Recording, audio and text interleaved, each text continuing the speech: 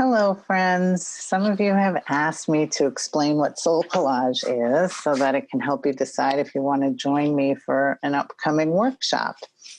So, for SoulCollage, what we do is we work on making cards that are, about the size of your hand. You get a mat board about that big, and you'll get several of them in the workshop.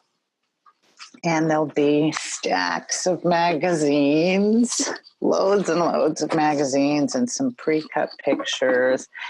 And we're just going to use scissors and a glue stick. And during the workshop, I give out instructions on the process of making SoulCollage cards. And you're basically cutting and picking out images that really call to you, and you're putting them together on a card. And there's no art skill needed. Your cards don't have to be pretty or works of art. They're, you just cut and put to the page whatever calls to you.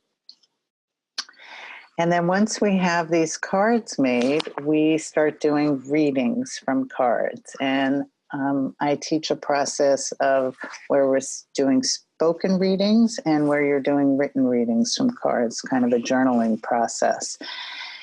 And then we do a couple of activities with those cards. And then you kind of have enough to be able to go home and to build out a SoulCollage deck of your own. And that's kind of a deck that really tells your life story and lots of things that are deeply meaningful to you that become parts of your deck. So I'll share with you some of my own SoulCollage cards so you can get an example of something about these cards.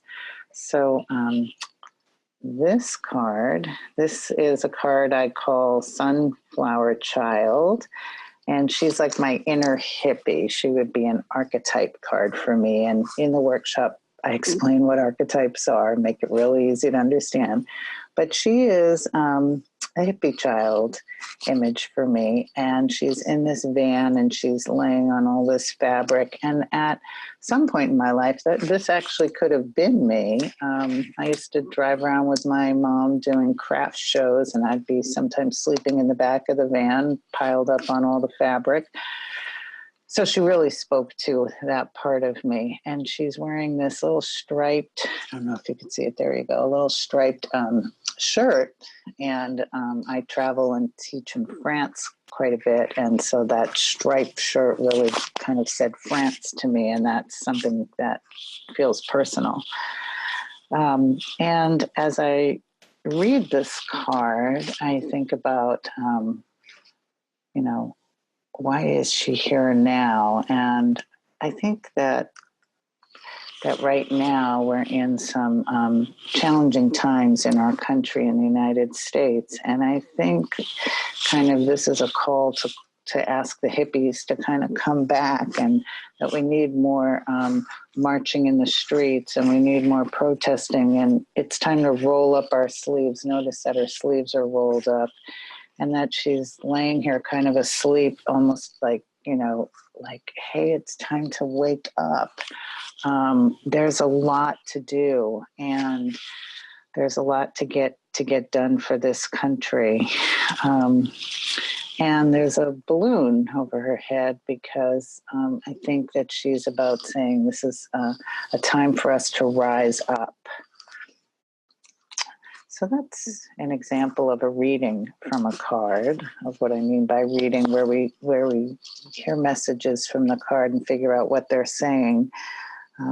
Here's another one of my cards. And when you're creating the card, you don't really know what the card is about until you're done. And then we take time to really read the card and say, what is all this about? So this card, there's a writer in the card, and I am currently writing my next book. And this card is about that book. And it's a tough subject. It's on trauma and healing. And so I felt like to get these words to the page, it's a little bit like a sword fight. And that's a picture of my dog, Coco. And Coco is actually in this book because she came to me very traumatized. I adopted her from a shelter, and her tongue is sticking out. And I realize when I look at this card, it's about the sword and the tongue. It's about getting these challenging words to the page. And at the bottom of this card, there's this hand kind of rising up from the sand. And I feel like in this particular book, I am lifting out some stories that I've been carried or buried inside of me for a very long time. And now I'm lifting them out to the surface. So that's my writer card.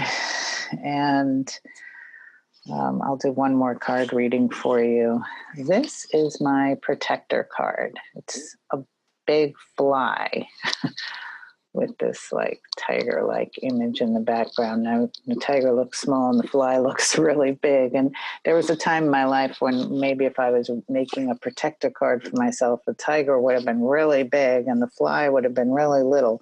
But at this point in my life, the fly is really big. And what the fly says to me is, it helps me to remember to let go of my thoughts. If I'm circling on a thought that isn't particularly helpful, or it might be a thought that's giving me a lot of pain. And it reminds me to do what flies do, which is, they kind of let go and they move on. They keep flying and they don't hang on to things. And that is what this reminds me to do, is not to hang on to things in my thoughts. And if something's bothering me, to also be able to kind of let go and keep flying. So that's a really good example of the depth of some of the cards and why it's really fun to go to a SoulCollage workshop is you spend a lot of time in the right side of your brain. So you turn off all the noise and busyness that our left side is usually doing all the time. And we get to really drop into the quiet. I have music playing in the background, and we do some collaging, in a very quiet space where you can just kind of drop in and relax and enjoy yourself. And then we do readings when everybody's done making collages. Then we stop and we start reading the cards together and sharing, just like I shared from the card, whatever kind of comes to your head. There isn't any kind of, it's very intuitive, just sort of what comes up, and you're starting to listen to your soul speak to you when you're reading these cards out loud like that, and you're hearing messages from your soul. And why it's so interesting to do it in a workshop format with other people is you get to hear other people's cards, and the messages from their cards are also very interesting to listen to. And there's like wisdom inside of each message, inside of each card. And you become as interested in hearing the wisdom from somebody else's card as you do your own card. And as we go through the workshop, I teach you about different parts of a SoulCollage deck. There's different kinds of cards that we make in the deck. Just like I said, one part was an archetype card in the deck, and I explain what archetypes are and make that real easy to understand. And another was like a protector card. So there's different kinds of cards, and I go over what those are in the SoulCollage workshop, so that when you go home, you can keep working and making your own cards and building out the rest of your deck. So I hope to see you at an upcoming SoulCollage workshop, and you can pop on my website to see when I'll be teaching, and I look forward to getting to know you. Okay, take care.